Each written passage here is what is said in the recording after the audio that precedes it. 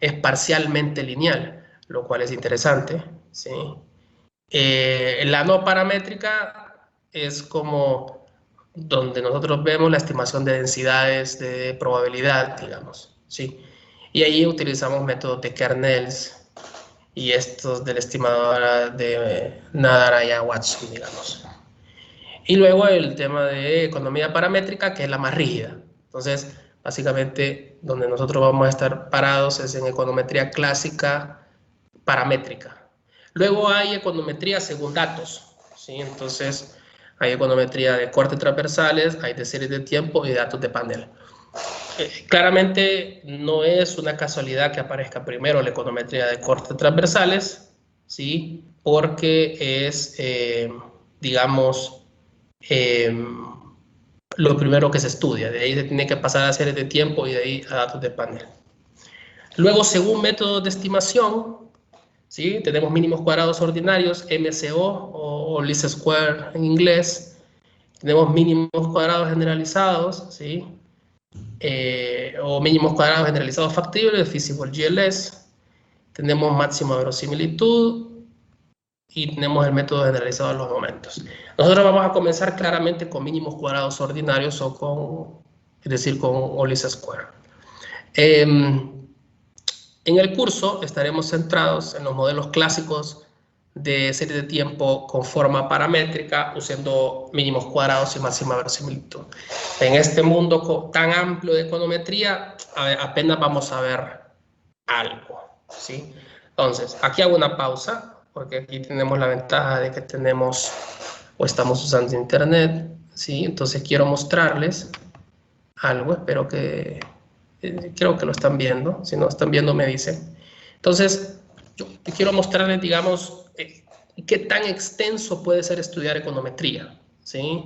Para que la gente vea, digamos, el punto que vamos a ver en todo lo complejo y lo amplio que es econometría. Digamos, econometría es como de las cosas más complicadas que hay en economía, ¿sí?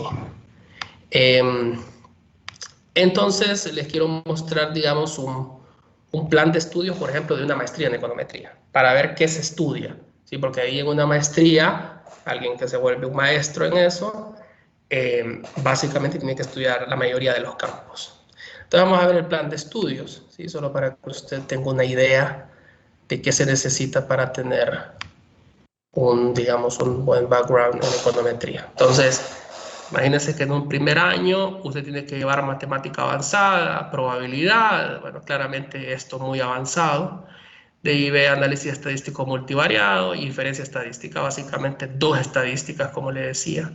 Todo esto para que en su primer base usted tenga una fortaleza grande en matemática y probabilidad. Claramente, saber econometría requiere matemática, estadística y mucha teoría económica, ¿sí?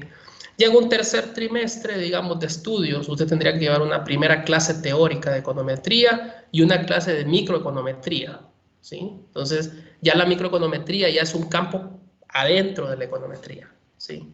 Microeconometría en particular. De ahí lleva econometría de datos de panel. Acabamos de ver que hay un tipo de datos de panel. Entonces, hay una econometría para datos de panel. Usted se dedica, le dedica mucho tiempo de velos de su vida a estudiar econometría de datos de panel. Y en microeconometría 1 se dedica a ver, digamos, todo el mundo de econometría de corte transversal. Entonces, corte transversal lo ve en econometría 1, ¿sí?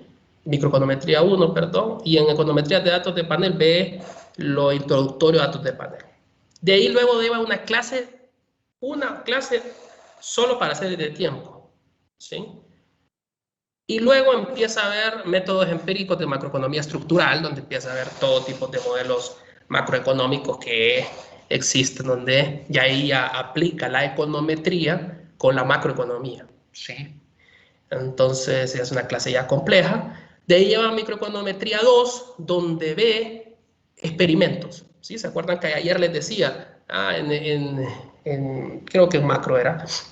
Antes la economía se consideraba una ciencia no experimental. Bueno, ahora es una ciencia experimental porque se pueden hacer experimentos. Bueno, ¿dónde estudiamos la econometría, la economía de experimentos? hay una clase que se llama economía experimental, o si va para el campo de la econometría, que es lo más práctico que hay, es utilizar microeconometría 2. O sea, una clase solo para eso. Luego entra el mundo de mundo bayesiano, de la Big Data, del Machine Learning, que es lo más nuevo que hay en economía, ¿sí? Eso es el boom que viene en los próximos años, o es el boom que está en el mundo, ¿sí? Claramente siempre en Centroamérica siempre vamos un poco lento en eso.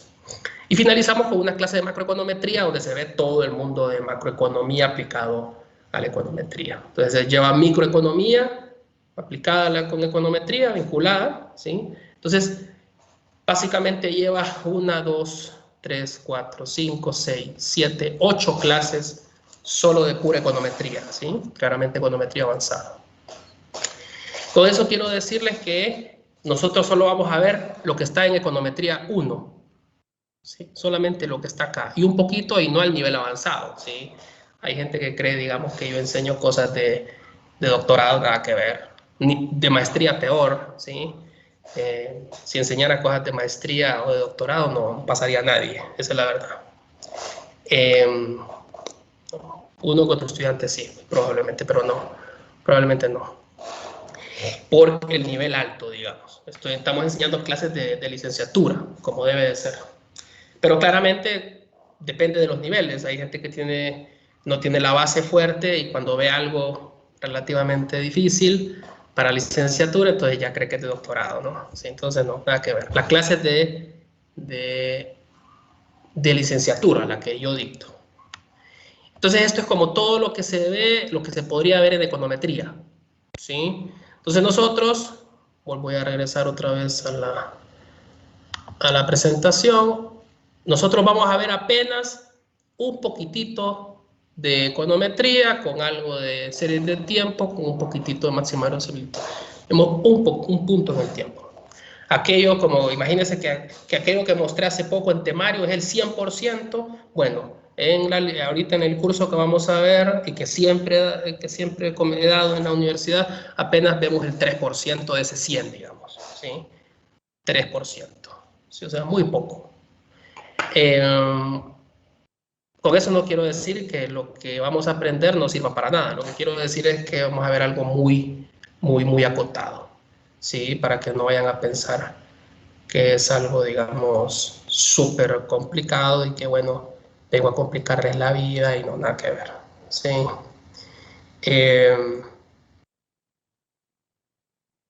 Entonces, hay como elementos que tenemos que saber en esto, que son elementos de estadística. Digamos, saber qué es un elemento, digamos, o una distribución. Y para saber eso, para saber qué es una distribución, que usted la miró en estadística, ¿sí? Básicamente tenemos que saber qué es una probabilidad y qué es un conjunto de estados y qué es una variable aleatoria. En particular, la definición que más me interesa a mí es el de variable aleatoria. Un tema de variable aleatoria es como lo que siempre vamos a estar repitiendo en econometría, porque una variable aleatoria es una variable económica, ¿sí? Entonces, es fundamental saber qué es una variable aleatoria. Entonces, una variable aleatoria, en otras palabras, es una variable económica, pero donde vamos a estudiar sus propiedades, ¿sí? Desde el punto de vista estadístico. ¿Sí? Entonces, vamos a agarrar una variable económica y vamos a estudiar sus propiedades estadísticas, ¿sí? Ahí es donde empezamos a ver el tema o lo relevante de ver un tema espacio muestral, los resultados, los sucesos, pero más que aprenderse esto, ¿sí? Es saber que vamos a utilizar elementos de estadística, el concepto de variable aleatoria, el concepto de distribución, ¿sí? No es que esto lo vamos a evaluar en clase, pero hay que enseñarlo. Como le digo, si entrar en una maestría sí tendrían que haber demostraciones sobre esto, pero bueno, no, nada que ver, solo vemos unos elementos conceptuales. Y ahí lo que me interesa es que entendamos que hay una vinculación entre la variable aleatoria, la probabilidad y la distribución. ¿Sí? Que son cosas que ya vienen ustedes aprendiendo de probabilidad y teoría estadística. ¿Sí? Entonces vemos el primer elemento que comentaba anteriormente, es como los momentos de una variable aleatoria. ¿Qué es un momento de variable aleatoria? Entonces allí lo primero que me interesa es la media. La media es un momento con respecto al origen. Técnicamente uno debería de aprender que es el primer momento. Los primeros momentos uno es la media, y en particular la media es el valor esperado de una variable aleatoria que es y, ¿sí? Entonces, la media poblacional la vamos a conocer, o vamos a conocerla como la esperanza matemática. Desde aquí para adelante, lo relevante es, digamos, entender el concepto de esperanza matemática, ¿sí? El concepto de esperanza matemática es la media. Claramente ya tenemos un operador, que es la esperanza matemática, ¿sí? Que vamos a utilizar mucho. Está el operador derivada, el operador integral, pero vamos a utilizar uno que es el operador de la expectation de esto, de la esperanza matemática. Y fíjense bien cómo es la interpretación de la esperanza matemática. Es el valor promedio de largo plazo, ¿sí?, de la variable aleatoria después de varias realizaciones. En otras palabras, el concepto de esperanza matemática es un concepto teórico, porque yo no puedo hacer en la práctica varias realizaciones, a menos que haga experimentos. Experimentos es que usted diga, ok,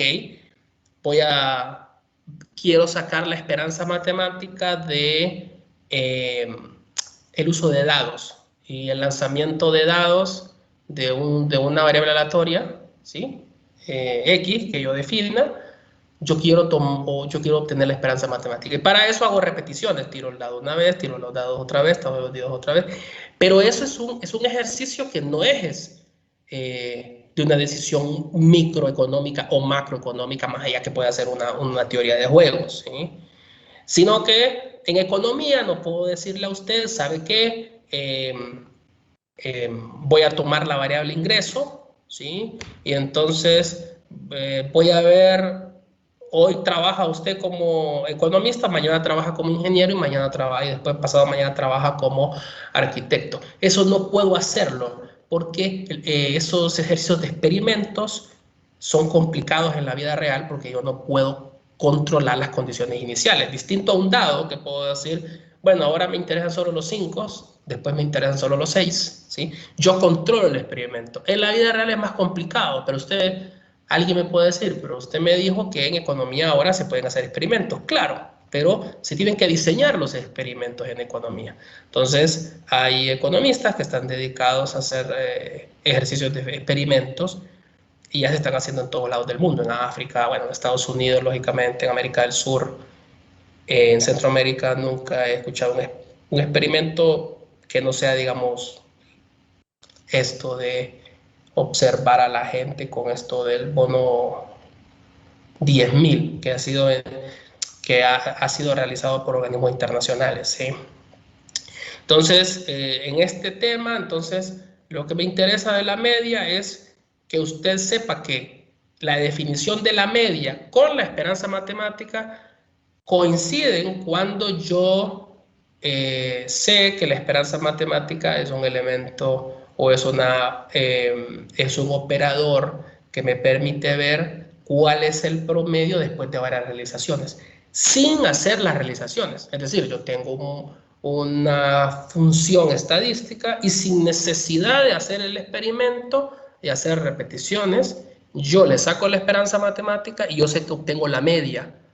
Y esa media sería lo mismo como que yo hiciera muchas repeticiones sobre esa estructura de distribución, ¿sí? Básicamente ahora utilizando solamente la esperanza matemática. Entonces, esa es una primera definición que a veces cuesta entender, pero que al final es simplemente la media, pero esa media obtenida de varias realizaciones. En otras palabras, imagínense que en la vida real usted pudiese hacer un experimento, ¿sí?, donde yo tengo el ingreso y yo digo, ok, voy a tomar una media de 20 personas, tomo el ingreso, voy a tomar la media de otras 20 personas, tomo el ingreso, la media de otras 20 personas y tomo el ingreso, la media del ingreso. Entonces, de cada muestra tomo una media y luego de esas medias tomo otra vez las medias. Entonces, si ustedes se fijan, es el valor promedio después de varias realizaciones aleatorias. Pero en la práctica es difícil porque usted no va a ir tomando un montón de muestras. Usted toma una muestra. Ese es el tema. Ahora usted me va a decir, sí, pero si la esperanza matemática es tan importante, lo mejor es tomar varias muestras. El problema es el costo. ¿Sí? Usted tiene una muestra, le va a costar, dependiendo del ejercicio, imagínese que haga un censo a nivel nacional, perdón, una encuesta permanente de hogares del INE, y levanta y gasta X cantidad de millones de lempiras. Y usted dice, bueno, no, voy a tomar otra muestra, y tomo otra muestra. Bueno, el tema es que no tiene presupuesto para levantar tanta muestra. Por eso es que es importante, digamos, saber muy bien cómo sacar la esperanza matemática para no estar sacando tanta muestra, porque usted ya sabe que la esperanza es esa media después de varias realizaciones. Entonces hay que casarse con el término de esperanza matemática, que es un poco abstracto. Cuando lo entiende una vez, no se va a olvidar nunca, ¿sí? El segundo, los momentos centrados, ¿sí? Que no sean el origen, ese momento puede ser la esperanza de y menos su media elevada al cuadrado. Esa es la varianza. ¿Sí? Lo que usted conocía como la sumatoria de los y menos los y promedio dividido entre n menos 1. ¿Sí? Pues eso tuvieron, antes de haber aprendido eso, tuvieron que haber aprendido la definición conceptual de qué es varianza. Y la varianza es la esperanza, es una esperanza matemática. ¿Sí? Entonces, nada más que es un momento centrado en la media. ¿Sí? Está bien. Entonces, la varianza tiene una definición que, digamos,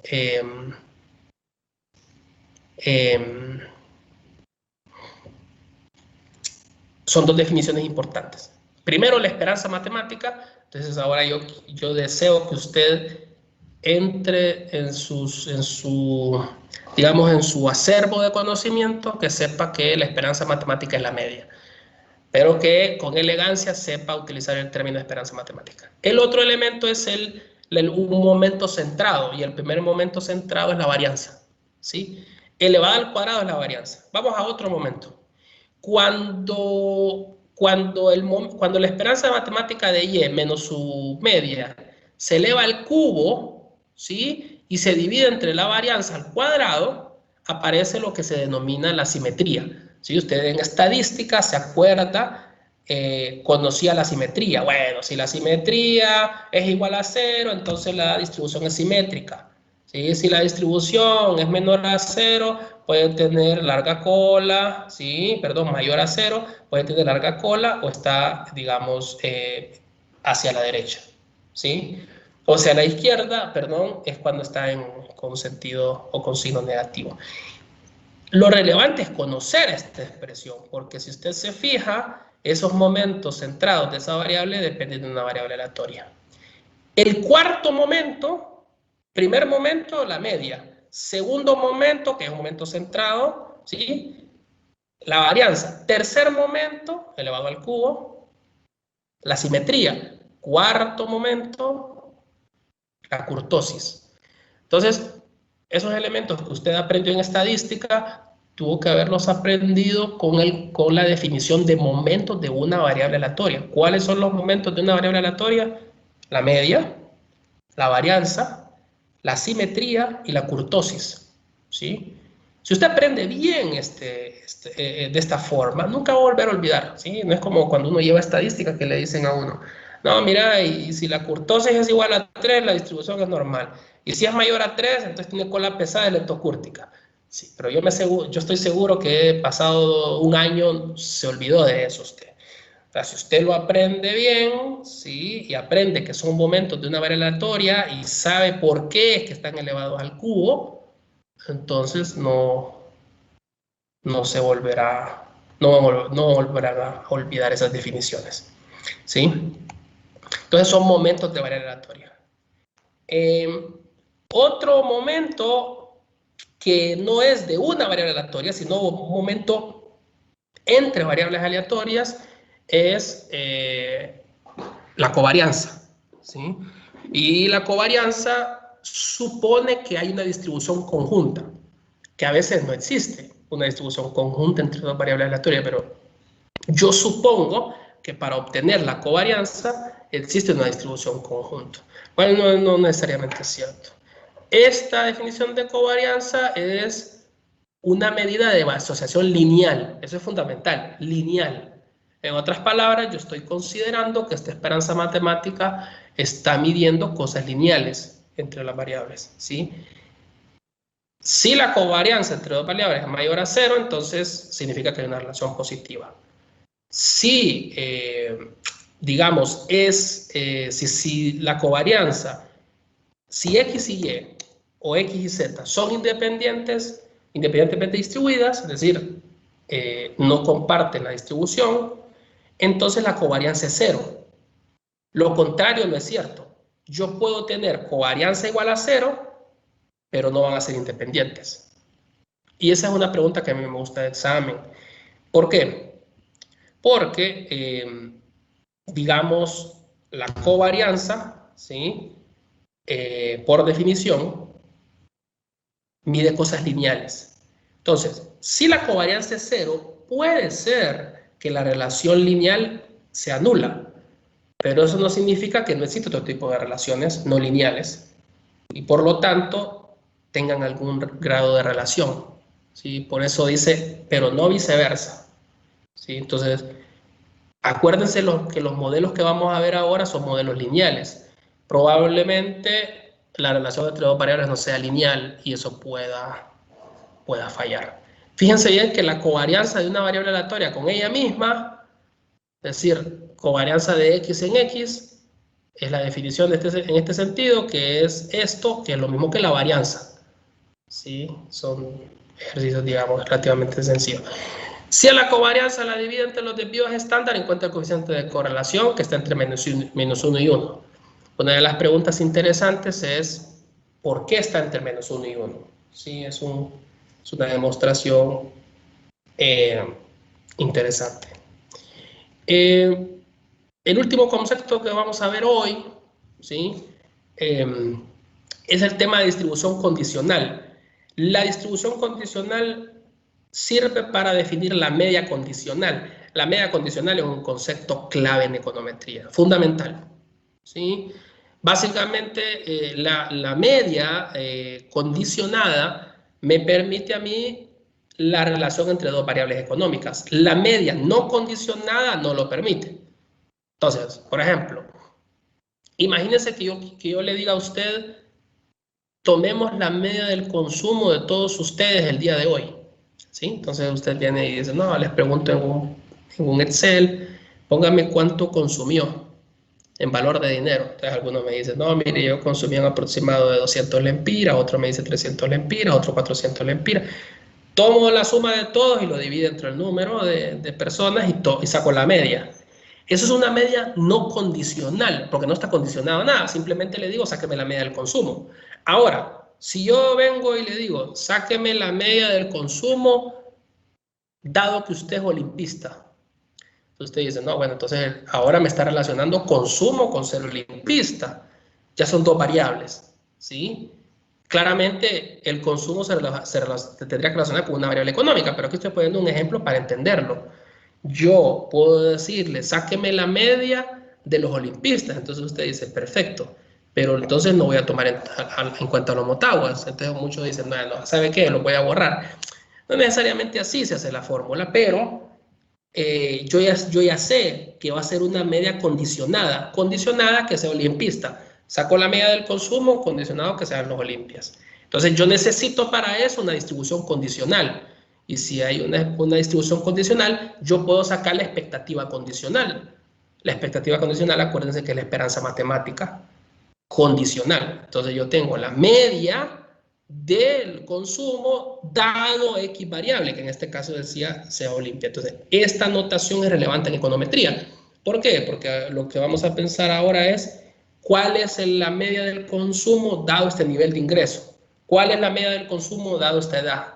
¿Cuál es la media del consumo dado esta otra variable? Entonces, ya comienzo a relacionar variables. Ya no solo saco la media no condicional, sino una media condicional. Así como hay media condicional, tengo varianza condicional. ¿Sí? Entonces, este es el primer elemento fundamental que hay que estudiar en econometría, ¿sí? el elemento de la esperanza condicional. Entonces, la media condicional es el principio de la econometría. Entender el tema de la media condicional es el principio de la econometría, ¿sí? Entonces, imagínense que vamos a obtener el promedio de las mujeres de una población. Entonces, yo vengo y tomo el promedio, la esperanza matemática no condicional, porque si ustedes se fijan, no está condicionada a nada. Se me dice, la anotación, fíjense aquí, que la anotación de condicional la hace una barra. La esperanza de esta variable y condicionado a x para x valor, ¿sí? ¿Está bien? Entonces, está condicionada. Entonces, la primera variable es la variable dependiente.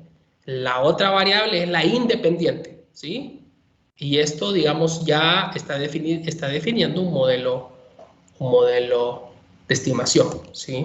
Entonces, esto no, este es simplemente la esperanza matemática, ¿sí? Porque estoy diciendo, sáqueme el promedio de las mujeres de una población. Usted me dice, bueno, no hay restricción, todas las mujeres. Tomo las mujeres y saco el promedio. Luego, voy a pedir el promedio de las mujeres, ¿sí? Dado que estudian una ingeniería. Ah, ok. El promedio de mujeres dado barra que estudian ingeniería, ¿sí? Esto es el promedio. Ahora, si ese promedio resulta una constante, es decir, que no importa si estudia ingeniería o no, la correlación lineal entre las variables es cero, ¿sí? Claramente, otra vez, si la correlación serial es cero, no necesariamente significa que la esperanza matemática va a ser, digamos, una constante.